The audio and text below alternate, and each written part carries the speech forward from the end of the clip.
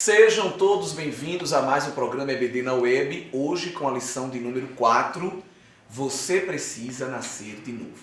Queridos irmãos, professores, professoras de EBD, esta é uma lição que traz um importante conceito teológico que é o da regeneração, apresentando um pano de fundo, que é o encontro de Jesus com Nicodemos, que os irmãos vão observar será também uma preparação para as próximas lições, que nos mostra os milagres de Jesus, continuamente, os seus sinais, mas aqui nós não temos especificamente um sinal, mas temos uma ação que fortalece as demais ações que Jesus fará, pois Jesus não fazia milagre por fazer milagre, eles tinham um propósito, eles apontavam para algo maior, que era evidentemente a salvação. É de se confirmar que muitas vezes, quando alguém vinha até Jesus, antes de curar, ele dizia: olha, a tua fé te salvou, não é? Nós temos alguns exemplos de pessoas que foram curadas, foram transformadas fisicamente por Jesus, mas o Senhor Jesus não dá o foco neste milagre, nesta porção do milagre, mas no milagre maior, que é a salvação, não é? Lembra daquele paralítico que é descido por cordas numa cama pelos seus 4 amigos, e quando Jesus olha para ele, Jesus não o cura inicialmente, mas diz: olha, os teus pecados são perdoados. É salvação, perdão de Deus. E isso irrita os fariseus, que dizem: olha, esse já está pensando que é o quê? Ele é Deus? Porque só quem pode perdoar pecado é Deus. E de fato Jesus é Deus, mas eles não confessavam, não aceitavam que Jesus era Deus. E aí Jesus olha e diz: olha, vocês estão achando difícil eu perdoar? Estão achando ruim, melhor dizendo? O que é mais difícil, perdoar pecado ou curar?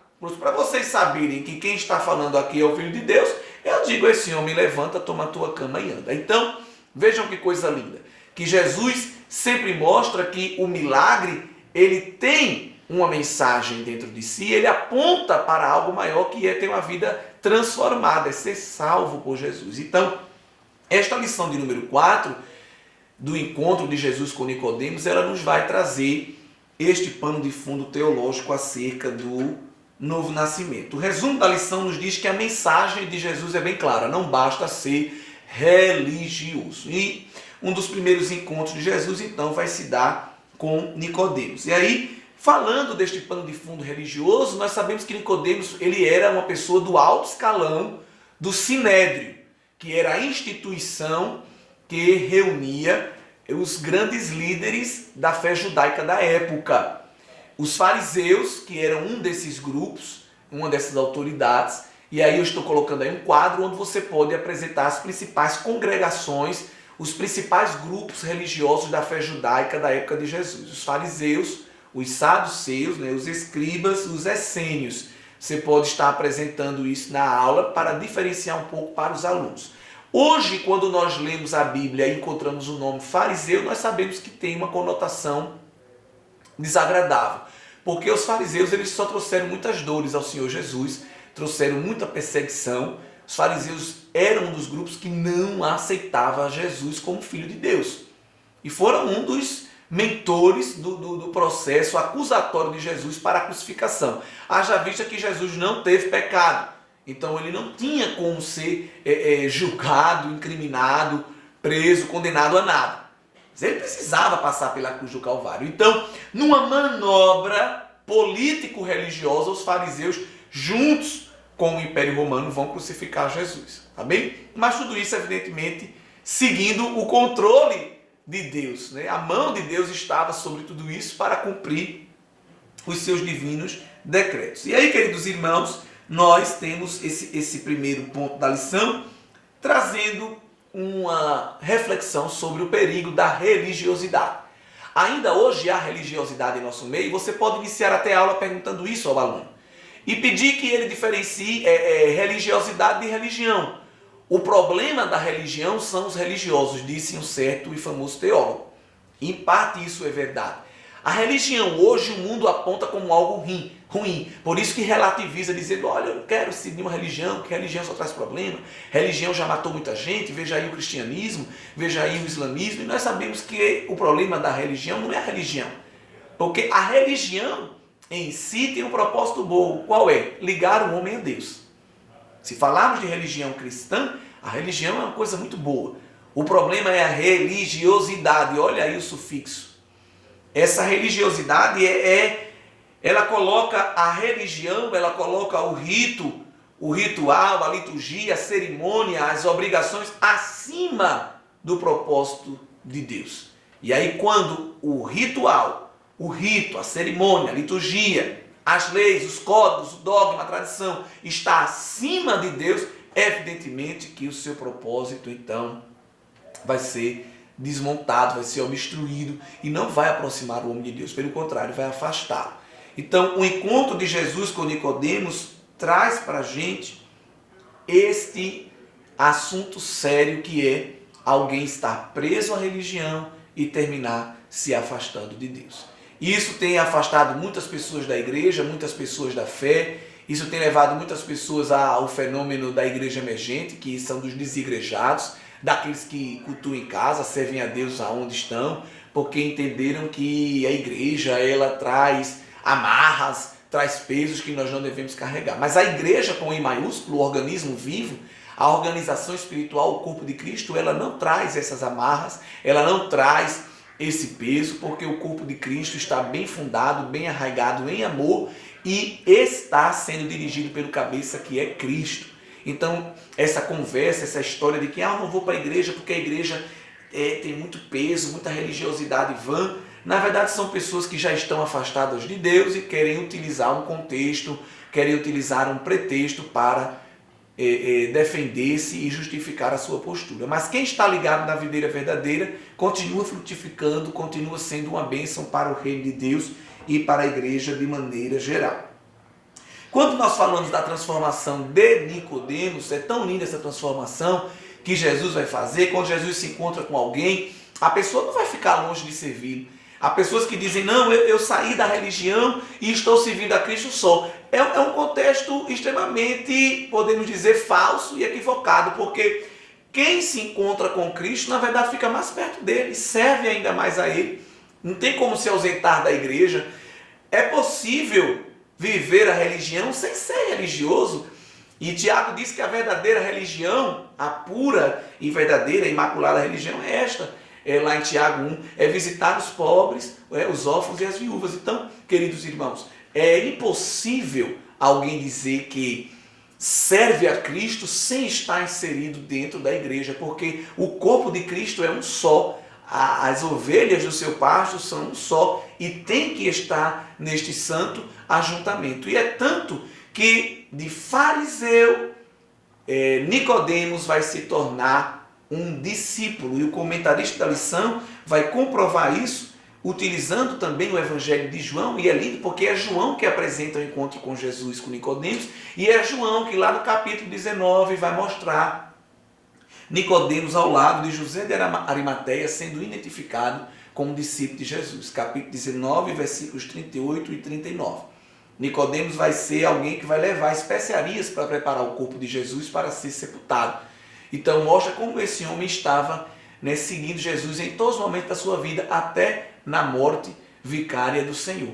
O que deixa também uma lição tremenda, porque os discípulos, que foram aqueles que começaram a andar junto de Jesus e estiveram sempre mais perto, estavam escondidos, estavam em pânico, com medo de serem capturados pelo Império Romano e pelo Sinédrio Judaico. Em contrapartida, Nicodemos, que ao longo do ministério de Jesus não esteve tão próximo, fisicamente, mas em espírito nós vamos ver que sim, porque se na morte de Jesus ele estava lá como responsável para embalsamar o corpo, queridos irmãos, coisa linda, coisa tremenda, isso nos mostra o nível de ligação espiritual que Nicodemos passou a ter com o Senhor Jesus, fruto deste encontro inicial que ele tem com o mestre aqui no capítulo 3. Enquanto no capítulo 3, Nicodemos se relaciona com Jesus no alpendre da casa, à noite, escondido para não ser visto pelos seus companheiros do Sinédrio, aqui ele está abertamente sendo responsável de pegar o Jesus crucificado e levar ali para a sepultura. Que coisa linda, que coisa tremenda, quando Jesus verdadeiramente abre os olhos de uma pessoa e lhe convida para um novo nascimento. E aí, Após este pano de fundo, esta reflexão sobre a religiosidade e sobre esta mudança de Nicodemos, entramos no ponto-chave da lição, que é a regeneração. Convido você a pesquisar em alguns comentários bíblicos, em algum livro de teologia sistemática, definições de regeneração. Você também pode fazer uma breve tempestade de ideias para que a aula seja mais participativa e dinâmica, pedindo para que os alunos digam com suas próprias palavras o que eles entendem sobre regeneração. É importantíssimo que este conceito esteja bem esclarecido, porque a regeneração é a primeira etapa do processo de salvação, que consta de outras etapas. A saber, estamos colocando uma figura aí no quadro que é muito importante para você utilizar: a justificação, a santificação e a glorificação. Alguns teólogos vão inserir também a adoção, que é o ato de sermos chamados filhos de Deus, né? Nós seremos adotados e agora tendo o livre acesso de chamar Deus de Pai e nos tornar agora herdeiros de Deus e co-herdeiros com Cristo, porque somos filhos. Através também da ação do Espírito Santo recebemos a adoção. Mas podemos resumir o processo de salvação com essas etapas básicas: regeneração, justificação, santificação e glorificação. Esta última etapa vai acontecer quando Jesus vier buscar a igreja, né? Na última etapa, quando a trombeta soar e tivermos o nosso corpo transformado em corpo incorruptível, como está lá em 1 Coríntios capítulo 15. Veja que nós colocamos algumas referências bíblicas abaixo de cada figura, que você pode estar trazendo o conceito teológico dentro das próprias escrituras para explicar ao aluno, né? A regeneração é o primeiro. Por quê? Nós não conseguiremos viver a salvação sem a ação de Deus. Os principais elementos que operam a salvação em nossa vida é o Espírito Santo e a palavra de Deus. Então a regeneração é este pontapé inicial. Jesus vai deixar claro para Nicodemos, no capítulo 3, que não é possível alguém viver a ação do reino de Deus, a ação de Deus, se envolver com as coisas espirituais, se não viver este novo nascimento. Está no capítulo 3 e o versículo 3. Se alguém não nascer de novo, não pode ver o reino de Deus. Então, para sair dessa etapa de homem carnal para homem espiritual, nós precisamos ter um novo nascimento. Nós temos na Bíblia Sagrada, pelo apóstolo Paulo, uma classificação também, nós podemos viver uma tríplice classificação, também colocamos aí uma figura que você pode utilizar, segundo também o que Paulo escreve aos Coríntios: o homem espiritual, o homem carnal e o homem natural. O homem natural é aquele homem que ainda não viveu essa experiência do novo nascimento. O homem carnal é aquele homem que está preso ao pecado, vive uma vida de inclinação ao pecado e, evidentemente, como diz Paulo aos Romanos, capítulo 8, que a inclinação para o pecado é morte. E o homem espiritual é aquele homem que viveu o novo nascimento e agora tem uma vida regrada, pautada, dirigida pelo Espírito Santo de Deus. Este homem agora desenvolve o fruto do Espírito na sua vida, produz, vive agora uma nova moralidade, novos valores, que são os valores que estão de acordo com a palavra de Deus. Então Jesus convida Nicodemos a sair do patamar de homem natural para o patamar de homem espiritual. E aí ele vai falar através de uma figura de linguagem que, evidentemente, o homem precisa nascer, versículo 5, da água e do Espírito para poder entrar no reino de Deus. Esta água não é a água física, e para que não fique dúvida, Jesus reafirma dizendo que é para nascer da água e do Espírito. E esse Espírito aqui que aparece com E maiúsculo. É o Espírito de Deus. E aí, queridos irmãos, isso é um eco de uma profecia muito bonita que está lá em Ezequiel capítulo 36, quando Jesus fala profeticamente da restauração de Israel, através da nova aliança, do novo pacto, e também apontando para a igreja, para todo aquele que é salvo em Jesus Cristo. Nós encontramos isso em Ezequiel capítulo 36 e os versículos 26, ou melhor, já podemos ler versículos 25, 26 e 27. Então aspergirei água pura sobre vocês e vocês ficarão purificados. Eu os purificarei de todas as suas impurezas e de todos os seus ídolos. Eu lhes darei um coração novo e porei dentro de vocês um espírito novo. Tirarei de vocês o coração de pedra e lhes darei um coração de carne. Porei dentro de vocês o meu espírito e farei com que andem nos meus estatutos, guardem e observem os meus juízos. Então aqui, de maneira poética, o profeta inspirado por Deus já apresenta o conceito teológico de regeneração.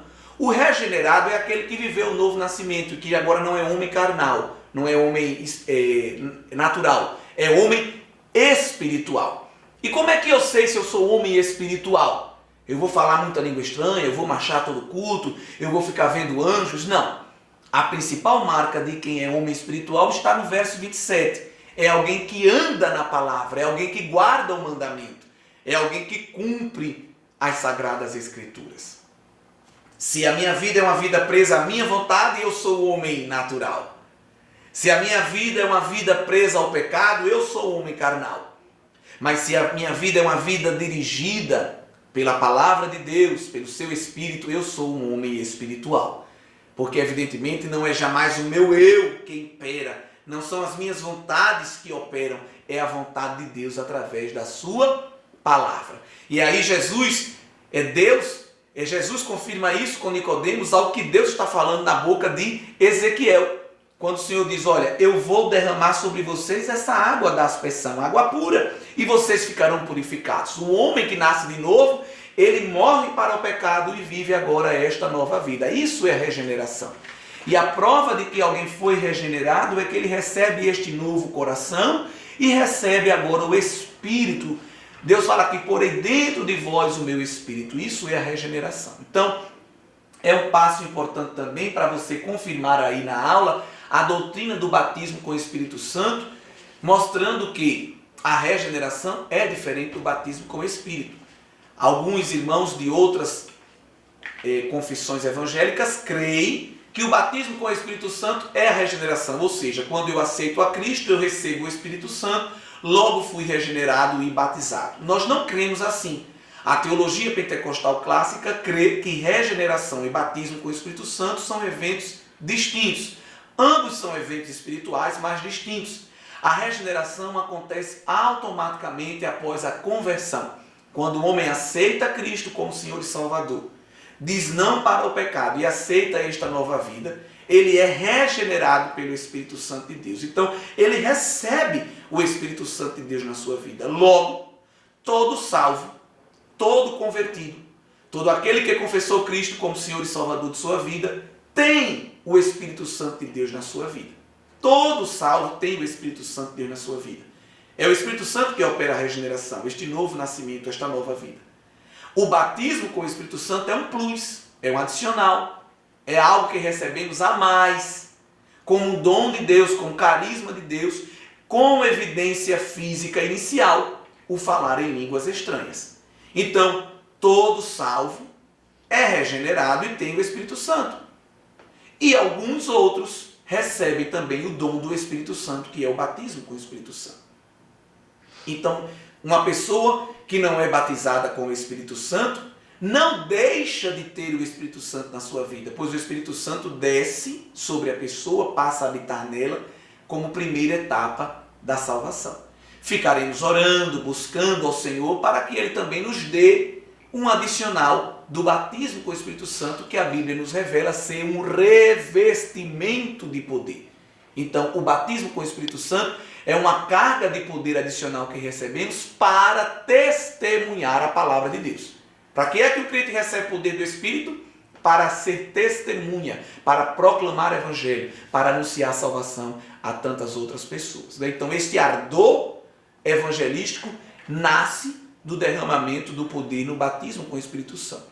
E é importante para que a igreja continue proclamando as verdades eternas, tá bem? Então esta lição é uma lição riquíssima, porque você, professor, terá a oportunidade de apresentar aqui o conceito de regeneração, que evidentemente não está envolvido com a porção física externa, mas está envolvido com a porção interna, a porção espiritual, tá bem? E aqui nós temos, evidentemente, um texto muito lindo, porque nos mostra que a ação de Deus vai do interior para o exterior. Evidentemente que Deus começa agindo dentro de nós, mas esta ação vai ser refletida, reverberada na porção exterior.